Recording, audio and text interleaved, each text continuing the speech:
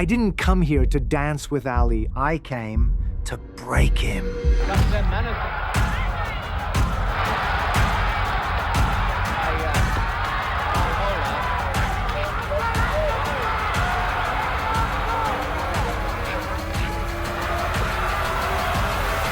said that you'll be able to finish the business within 10 rounds.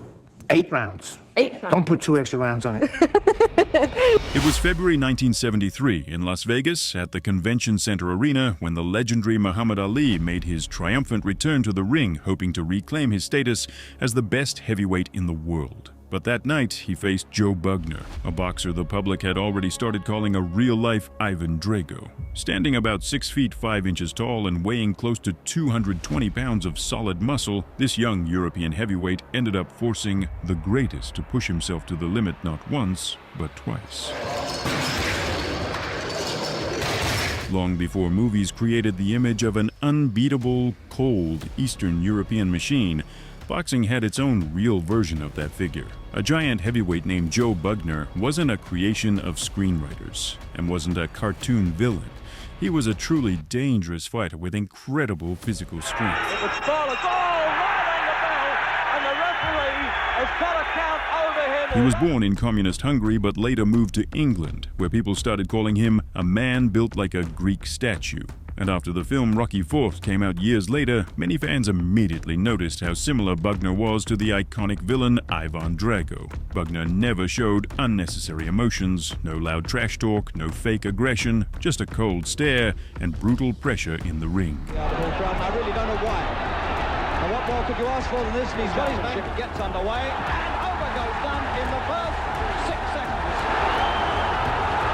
Done again, third time, and this time he'll never make it. By the age of 22, he had already shocked Britain by defeating their national hero Henry Cooper and taking 3 titles only 3 days after his 21st birthday. It's over, and Cooper gives him a pat, and says well done, and he's going to Bugner. So when the young giant finally got a chance to fight Muhammad Ali, British fans felt conflicted. On one hand, many doubted Bugner could survive against the legendary Ali. People even joked that the only question was in which round Ali would knock out the slow, massive challenger. But on the other hand, the Hungarian Ivan Drago was expected to show toughness and at least earn Ali's respect. Before the fight, Ali behaved as usual. Sharp jokes, predictions, and psychological tricks. He was the clear favorite, 8-1, and confidently told the press he would knock out Bugner in the 7th round. All those Caucasians, he's the baddest whitey they got. Oh, you will know about the St. Valentine's Day's massacre. If he don't bring me a Valentine, I'll get him in round 9. No, I'm predicting round 7. That's my prediction already. Round 7, not round 6, not round 8, but round 7. Get me on the spot right now, because this is what I told you before Bobby Foster. I said round 8, 2 months in advance, and he went in 8, which proves I'm great. Round 7, he might go to heaven. Ali loved mental games. He always tried to find a way to get inside his opponent's head, but Bugner didn't react to anything. No insults, no jokes, no attempts to provoke him. He stayed calm and distant. It's more significant is the fact that it's Ali. I mean, he created this myth, you know, where he's the supreme thing, and a lot of people believe in this. And it'll be my job to break this. And I feel so confident that this is going to be broken here because of his outrages, you know, since we've been here. It's been so ludicrous, you know, that I feel that he's falling apart. And this is the place where he's going to lose. Bugner simply wasn't going to waste energy on a verbal fight. His eyes stayed cold and his face didn't move. Ali realized one thing. If he wanted to break Bugner, he would have to do it with his fists. And so, on February 14th, 1973 in Las Vegas, Muhammad Ali stepped into the ring once again to find out what this 22-year-old Hungarian Ivan Drago was really made of.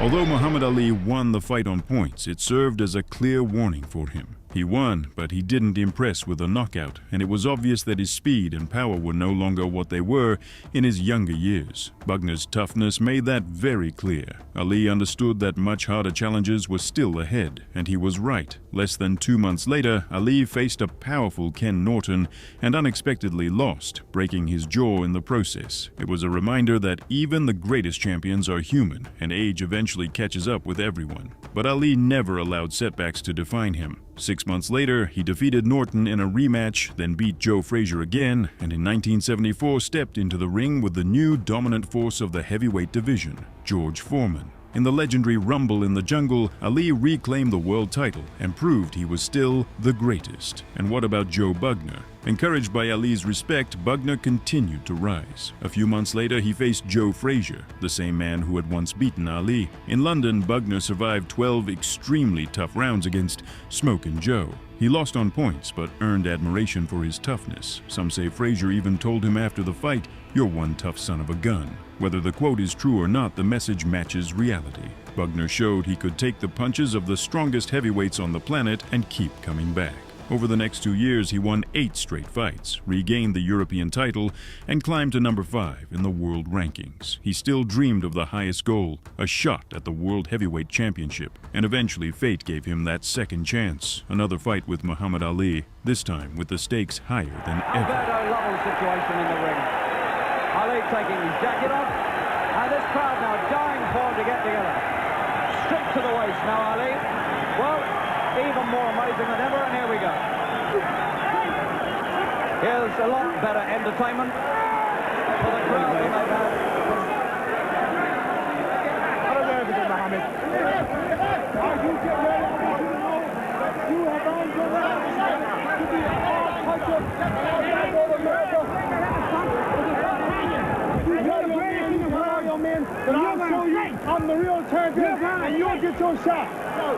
You will get your shot. You will get your shot. You will get your shot. The terrific ovation for the king. And so in July 1975, the heavy, humid heat of Kuala Lumpur welcomed Muhammad Ali and Joe Bugner to the Merdeka Stadium. It was their rematch, and the atmosphere was tense. The crowd buzzed, waiting to see these two men go to war again. Sitting down, neither one of them sat down. Here's the bell. From the opening seconds, Ali rushed forward. Ignoring the exhausting tropical heat, he moved lightly around the ring, almost dancing, and immediately took control. In the early rounds, his advantage was obvious. His punches were fast and accurate, and he dictated the pace.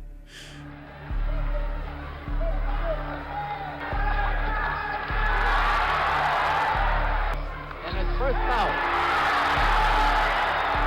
Question if he can keep dancing that way over a long journey. Good jab by Bugner. They worked with him.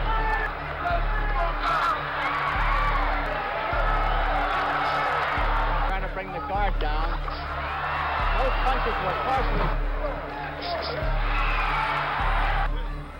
Muhammad Ali is starting.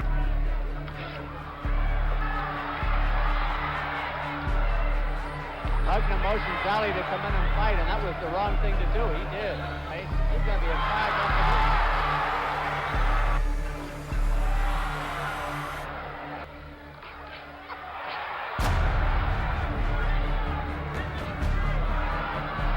At this point, I'd have to say Bugner is proving very troublesome. That's the way to go. That shot's showing a lot of energy.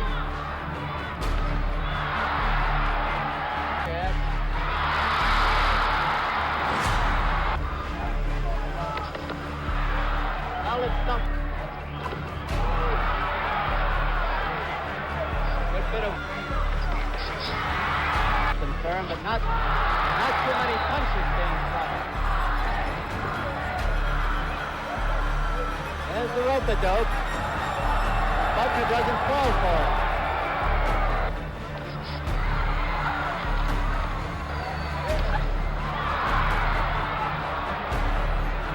For Ali, he missed that. There's a couple of good shots by the champ.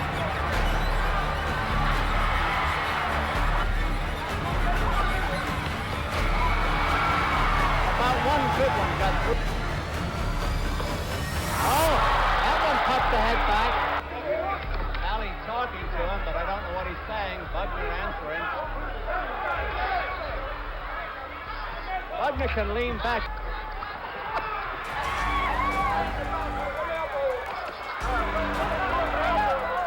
Ali coming in like he's doing road work.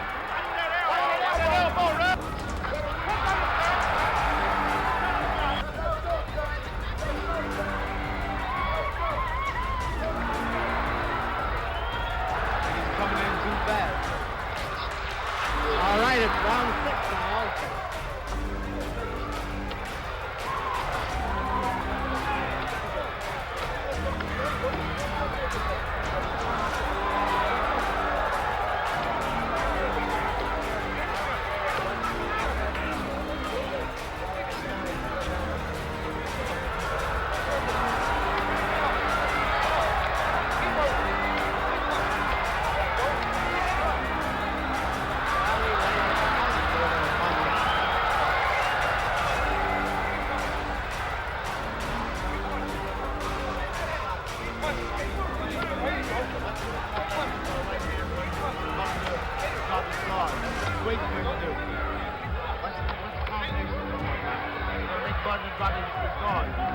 Bugner.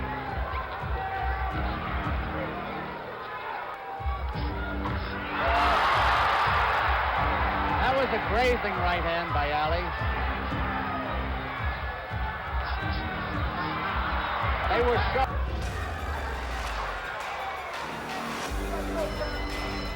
But Bugner, even while taking hard combinations, kept standing. And in the second half of the fight, he began to answer back with more confidence.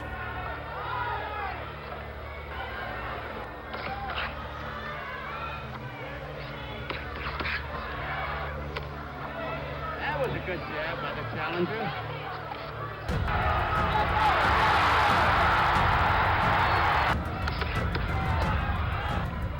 Cooling off the 90-plus degree temperature.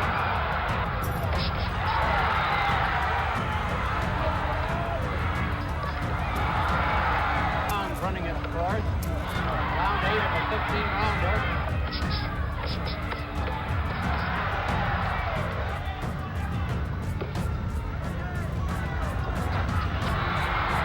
Ali almost went out of the ring.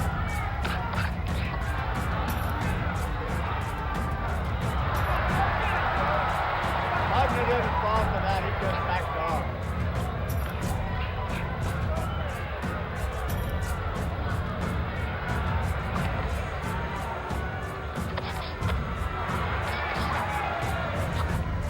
Cooling off the 90-plus degree temperature.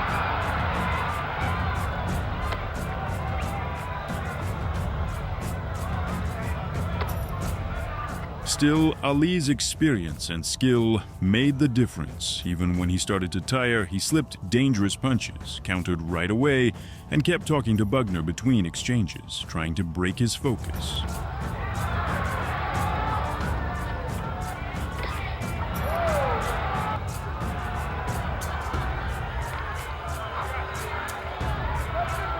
Here, harder than Bugner.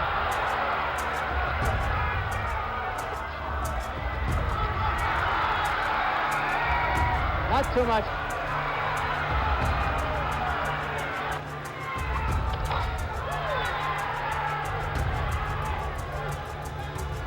From his arm just as long as his arm, why don't he throw it? 2.5 taller, almost 6'5". Let him go his own way, she cut him off, cut him down with body shots.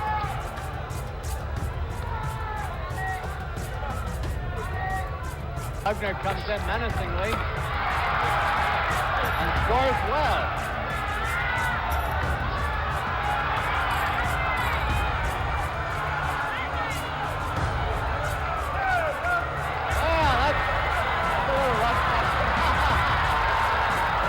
Brings a smile to Bugner's face. I'm impressed by Malhola.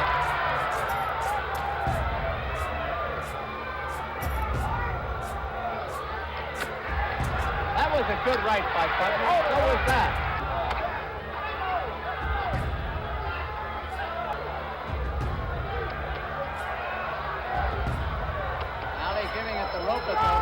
In the championship rounds, Ali pushed the pace again. In the final minutes, he unloaded a barrage of punches, trying to score a knockout. The crowd roared as Ali attacked with everything he had, but Bugner refused to fall. He held on, exhausted but determined, making the fight incredible to watch.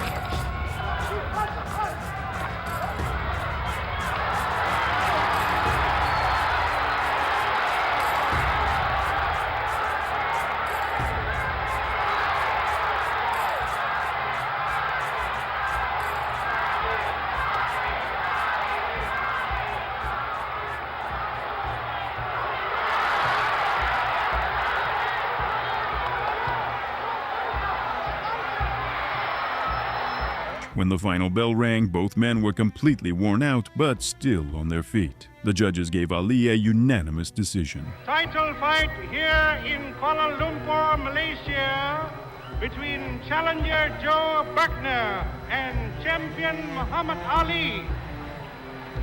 That hot night in Malaysia, Muhammad Ali proved his greatness once again, and the stubborn Joe Bugner earned lasting respect. Their fight in Kuala Lumpur became more than a title defense. It was a clash of character and will, where Bugner's toughness only made Ali's genius shine brighter. He kept saying to me, come on, let's see you work.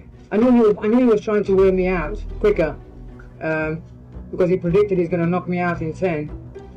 But what I wanted to do mainly was to try and wear him down. And I think he clicked on quite soon, and he played around. Just unfortunately had the experience on me and the edge. But he won't have it the next time. Joe, did you say that you underestimated his stamina? Well, no, I didn't underestimate anything. I knew that Muhammad was very strong and fit, because a man that spars 15 rounds 3 days before the fight, he must be taking the fight very seriously. So I knew he was in top condition, whatever the press said. He said there wasn't nobody around to beat him. There's a line of 3 men around, Norton, Foreman, and Frazier, that they still think might win.